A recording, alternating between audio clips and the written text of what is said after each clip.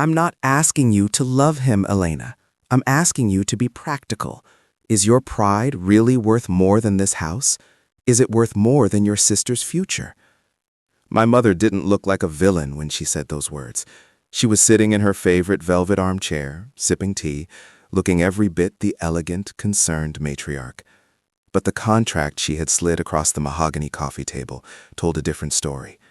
It was a prenuptial agreement, already signed by Marcus, the man who had shattered my heart 3 years ago, and a check for $50,000 made out to my mother. And while I'm getting started, don't forget to subscribe. This is where we'll find the wildest family dramas, real-life revelations, and stories you won't be able to tear yourself away from. I stared at the check, then at the man standing in our foyer, wearing a suit that cost more than my college tuition. Marcus, the man who cheated on me with my own cousin, the man I had spent years scrubbing from my soul. And now, my mother was offering me up like a piece of livestock to settle her gambling debts and fund my sister's wedding. I looked at my mother, the woman who had watched me cry for months when Marcus left me. I felt a coldness settle in my chest, a physical shift of my internal gears. "You're selling me," I whispered. My voice didn't shake. It was hollow. "You're actually selling me."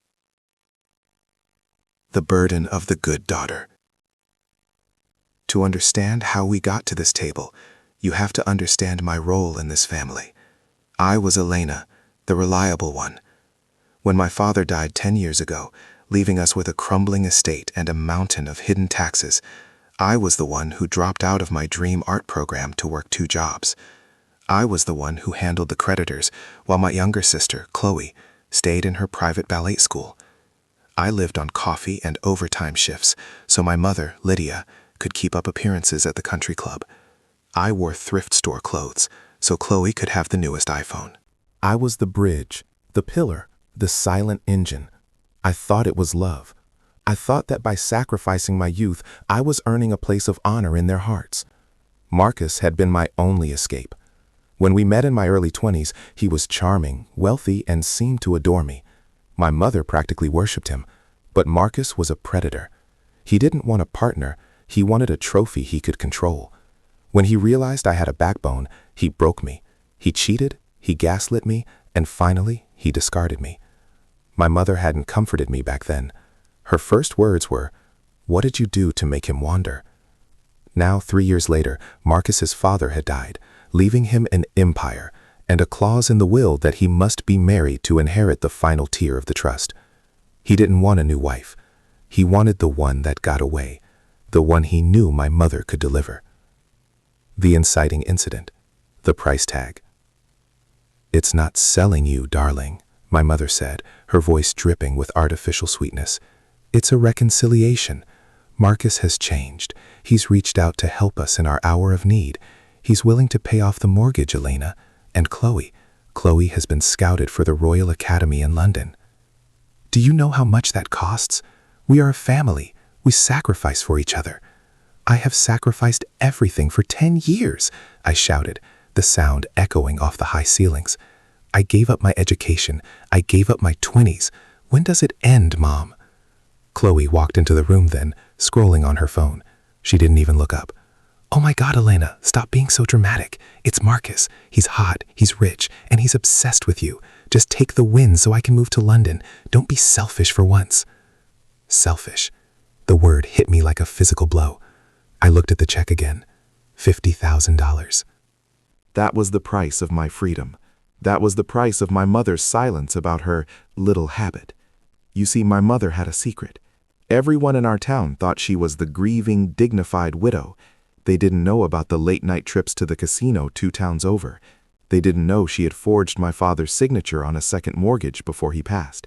And they certainly didn't know about the charity funds she had diverted from the local Children's Hospital Foundation she chaired. The escalation. The mental cage. For the next week, the house became a psychological war zone. My mother stopped talking to me, opting instead for heavy, performative sighs every time I entered a room. Chloe would accidentally leave brochures for the London Ballet School on my pillow with notes saying, "My only chance." Marcus began sending flowers, huge, suffocating bouquets of lilies, the flowers I told him I hated because they reminded me of funerals. Every bouquet came with a note. "I always get what I want, Elle. Why make this hard on your mother?" I felt the walls closing in. I was exhausted. One night, I sat in my small bedroom, looking at an old photo of my father. He was the only one who had ever truly seen me. I remembered a key he had given me right before he died, a key to a small safety deposit box he said was for a rainy day. My mother had searched for it for years, convinced it was full of jewelry. I had kept it hidden, not out of greed, but because it was the only thing she hadn't touched. I went to the bank the next morning. My hands were shaking as the clerk led me to the private room. I opened the box, expecting gold or cash. Instead, I found a leather-bound journal and a USB drive. As I read the journal, the room felt like it was spinning. My father hadn't been a perfect man, but he was a meticulous one. He had documented everything. He knew Lydia was draining the accounts. He knew she was involved in a series of fraudulent investments with Marcus's father. But the kicker? The USB drive contained recorded phone calls. I put my headphones in and pressed play. "Lydia, if you can get Elena to agree to the merger through marriage, the debt is wiped. If not, I'll release the audit of the hospital foundation. You'll go to prison, and your precious Chloe will be a social pariah." That was Marcus's father's voice from 4 years ago. And then my mother's voice. "I'll handle Elena. She's easy. She thinks she owes me her life. Just give me more time to convince her he's the one." She hadn't just tried to sell me now. She had been planning this for years. My entire heartbreak, my entire struggle, had been a chess move in her game of survival. The climax, the engagement dinner. I didn't scream. I didn't cry. I felt a strange, crystalline clarity. I went home and told my mother I would do it. I told her I would marry Marcus on one condition. We hold a celebratory engagement dinner at the house with our closest friends. "Oh, Elena, I knew you'd see reason," she cried, lunging to hug me. I stayed stiff, my arms at my sides. She didn't notice. She was already on the phone, ordering catering. The night of the dinner arrived. The house was filled with the scent of expensive perfume and snobbery. Marcus arrived, looking smug, sliding a massive diamond onto my finger that felt like a shackle. "I knew you'd come crawling back," he whispered in my ear. "You're nothing without this family, and this family is nothing without my money." I smiled at him. It was the most honest smile I'd given in a decade. "You're right, Marcus. Let's make a toast." I tapped my glass with a spoon. The room went silent. My mother stood beside me, beaming, her hand on Chloe's shoulder. "Thank you all for coming," I began, my voice projecting to the back of the room. "As you know, my mother has always taught me the value of family. She taught me that we must sacrifice everything for the people we love. Tonight, I want to show you exactly what she has sacrificed for this family." I turned to the large TV in the dining room, usually used for showing Chloe's ballet performances.